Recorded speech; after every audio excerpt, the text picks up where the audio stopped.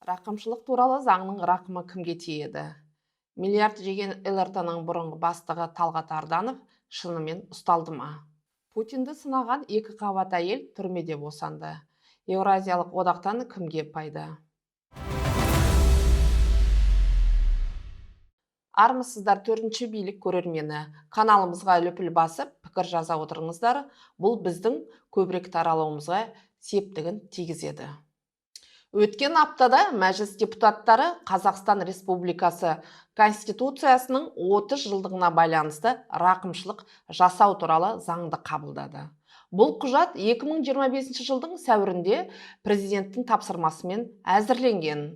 Құжатқа сай қылмыстық құқық бұзушылық әрекет немесе жеңіл қылмыс жасағандар орташа ауыр қылмыс жасап, бірақ зиян келтірмесе немесе оны өтесе жазадан босатылады. Рақымшылыққа орташа ауырлықтағы қылмыстар жасаған әлеуметтік осал топтарға жататын азаматтарды зиян көлеміне қарамастан ілігеді. Сонымен қатар сот үкімі шықпаған жеңіл және орташа ауырлықтағы қылмыстар бойынша қылмыстық істерді тоқтату ұсынылады. Ауыр және аса ауыр қылмыстар бойынша сотталғандарға жазаны қысқарту қарастырылған. Егер алаяқтық немесе ірі сомаларды жымқыру бойынша келтірілген зиян толық өтелсе, жаза мерзімі 5-тен 1 бөлігі қысқартады. Алайда аса қауіпті қылмыс жасағандар, сыбайлас жемқорлық жасағандар, зорлық, зомбылық, денсаулыққа зиян келтіру, мемлекеттік құпияны жария ету бойынша кінәлілер рақымшылыққа жатпайды. Өкінішке орай бұл заңның Марат Жыланбаевқа, Асқар Сембайға, Әйгерім Тілеужан, Думан Мұхаммедкәрім және тағы да басқа түрмеде отырған саяси тұтқындарға қатысы жоқ. Оны жүзеге асыру үшін президенттің саяси ерік-жігері қажет. Аталғандардың рақымшылық ала алмайтыны оны әзірлеуге қатысқан мәжіліс депутаты Абзал Құспанда бас прокурордың орынбасары да айтты. Бірақ заңды әзірлегендердің бірде-бірі саяси тұтқындардың рақымшылығы туралы әңгіме қозғамаған. По конкретным лицам я пока не могу говорить, поскольку парламент принимает законопроект в отношении неограниченного круга лиц, то есть не конкретно под личности. Да?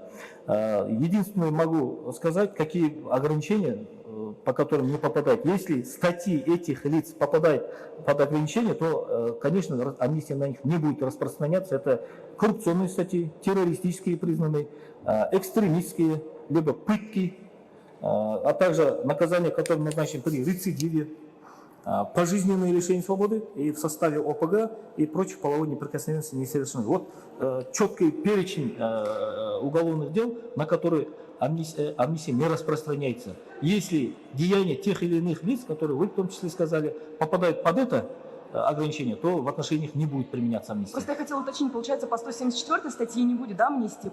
Сейчас вот есть одна история беременной женщины, которую за оскорбление русских осудили, да, и ей дали 2 года, и она будет в тюрьме сидеть. Получается, по 174 на нее амнистия не распространится, верно я поняла? 174 статья? Оно у нас относится к экстремистским видам преступлений, поэтому оно, да, не распространяется. Отсидел уже часть срока. Потому что под амнистию не попадают экстремистские и террористические преступления. Его преступление, которое он совершил, подпадает под экстремистские. Журналистер бас прокурор орынбасарынан тәуелсіз журналист Айдос Садықовтың өліміне қатысты да сұраған. Бірақ Жыланбаев пен Садықов туралы сауалдан үріккен прокурор жауабын қысқа қайырды. А еще могли бы сказать по поводу Айдоса Садыкова все-таки, что вы вообще в Генпрокуратуре сделали? Я вам говорю, я не в курсе этого дела. Я вам говорю, нет, вы тоже не в курсе. А кто тогда, кому обращаться нам за информацией? Есть подразделения, которые этим занимаются, в официальную пресс-службу обращайтесь, она даст. Скажите, пожалуйста. Заң жалпы саны бас бостандығынан айырылған шектелген 15 мың адамды қамтиды. Оның ішінде 833 әйел бар. Бірақ өкінішке орай өткен аптада солтүстік Қазақстанда Ресей президенті Владимир Путинге қарата айтқан сөздері үшін әлеуметтік ұлттық араздықты қоздыру бабымен 2 жылға сотталған Жансұлу Дарханбаева да бұл тізімге енбеді. Айта кетейін, 35 жастағы Жансұлу Дарханбаева әлеуметтік желідегі Қазақстан жеріне қатысты жазған пост үшін сотталып отыр. Ол өзі сотта солтүстік Қазақстан облысындағы мектепте жұмыс істеп жүргенде, мектепте орыс ұлты өкілдері тарапынан буллингқа тап болғанын айтқан. Дарханбаева өзіне қатысты сот өткенде 9 айлық жүктілікте еді. Жақтастары оны кісенмен гинеколог креслосына байлаулы күйде босанғанын айтты. Ресейлік бақтар Дарханбаеваға қатысты материал жариялап, оны русофоб деп айыптаған. Ескерте кетейін, мұндай посттар әлеуметтік желіде орыс ұлты өкілі тарапынан да жиі айтылып тарап жатады, бірақ қатаған жағаға іліккендер туралы статистика жоқ. 6 жыл іздеп Түркиядан әзер мамырда табылған Астана ЛРТ компаниясының бұрынғы басшысы Талғат Арданов әлі сол жақта сайрандап жүр.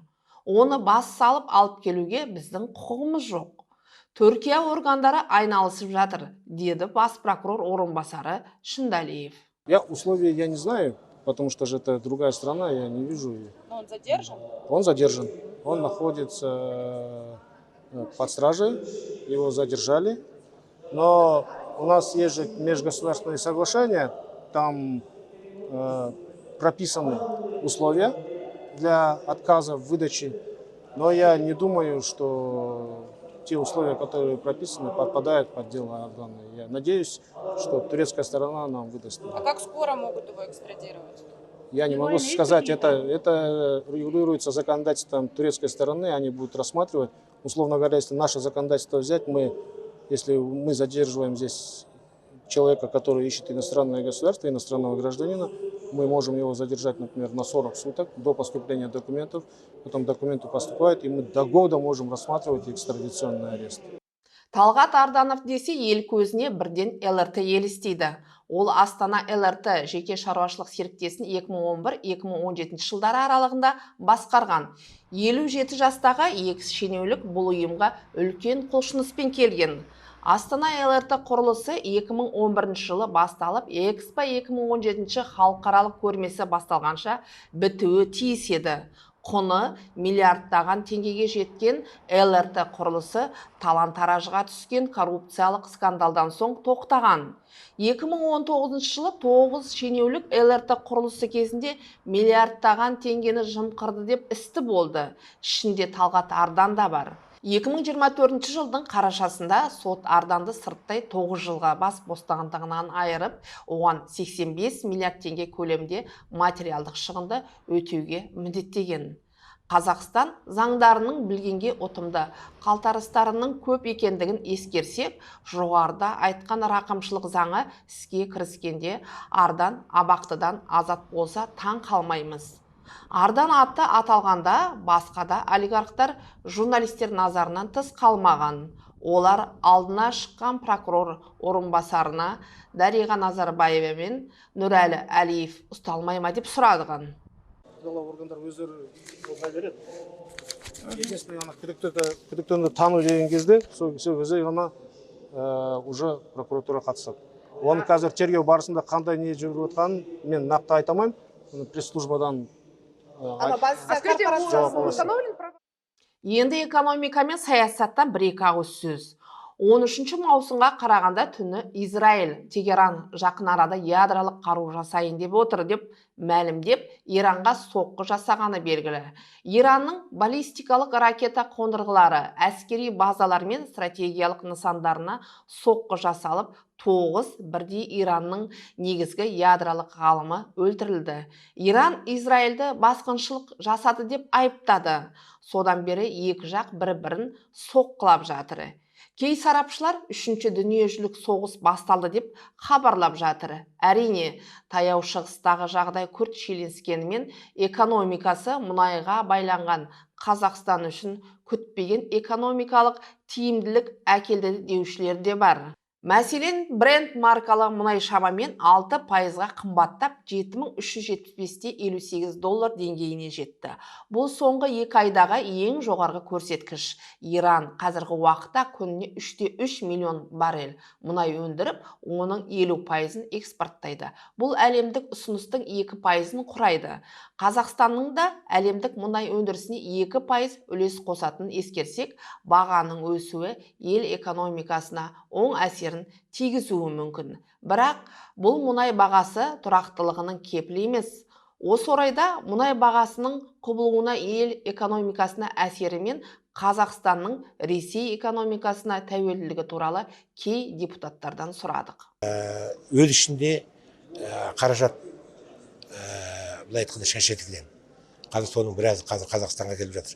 Қазақстанда жеке кәсіпорындарды сатып алу, оның үлестерін сатып алу әрекеттері жүріп жатыр. Бұлар әрине біздің экономикаға әсерін тигізетін жағдайда болады. Егер де мұнайдың бағасы түсетін болса, әрине ол қазір мына Ресейдің сыртқы саясатына байланысты, агрессиялық саясатына байланысты әлемдік мемлекеттер мұнайдың бағасын түсіру жөнінде уағдаластығы бар. Қазірдің өзінде $60 түсті, мысалы үшін. Егер одан төмен түсетін болса, әрине ол біздің елдің бюджетіне де қатты әсерін тигізеді. Себебі біздің елдің экономикасының 60%-нан төңірегінде бұл тек қана мұнайға байланып тұрған жағдай. Сондықтан бұл өте... Енді ол уақытқа бірінші жетіп алайық. Келе жатып, оны мен қазір болжап айта алмаймын. Саланы алатын болсақ, бүгінгі күні бізде негізі Ресейдің продукциясымен бәсекелестік бар. Біздің Ресейден келген өнімдер, біздің тауарлармен бәсекелестігі бар. Бізде қазір товар, ауыл шаруашылық товарлары негізі өте төмен жағдайда саудада сатылады. Себебі не? Ресейде мемлекеттік қолдау үлкендеу болды бізге қарағанда. Көбінесе біз сараптама жасаған кезде олардың қымбаттауы көбінесе мұнайдың бағасына байланысты. Қалай мұнай болады, солай мұнайдың баррелі қанша баға болатын. Мұнайдың бағасы түсіп кетуі мүмкін дейді.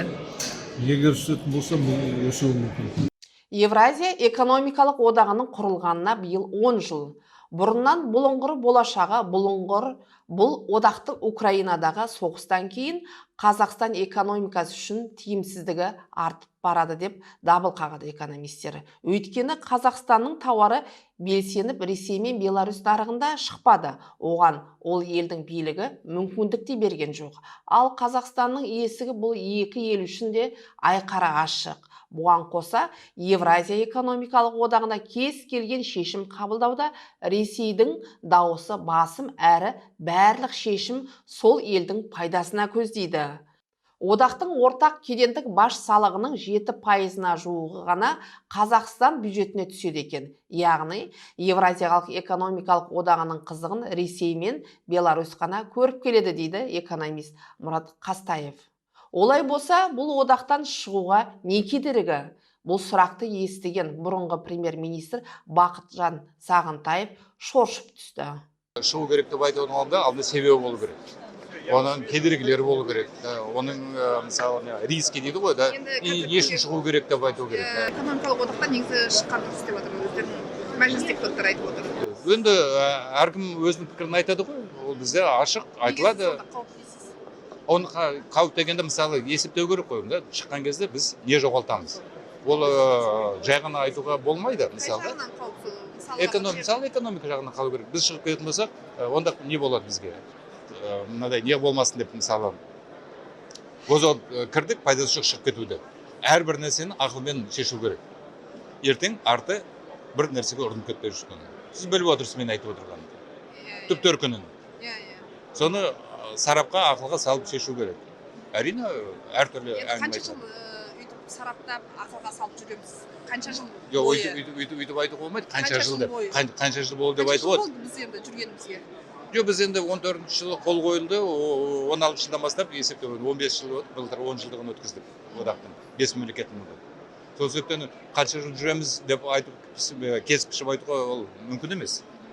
Ол өзіміздің болашағымызға байланысты. Яғни болашақта әлі күнге дейін Біз- 20 жылда шыға алмаймыз ғой, иә? Ол оны айтуға мүмкін емес. 20 жыл ма, 30 жыл ма шығамыз ба, жоқ тіпті шықпаймыз ба. Оны мүмкін емес айту. Бірақ пайдасын алуымыз керек. Зиян тиетін болса, сақ болып отыруымыз керек. Елдегі жағдай, кедендегі мәселе туралы сенаторларды да сөзге тарттық. Бірақ бірі уақытым жоқ десе, енді бірі сұрағым тым ұзақ дейді.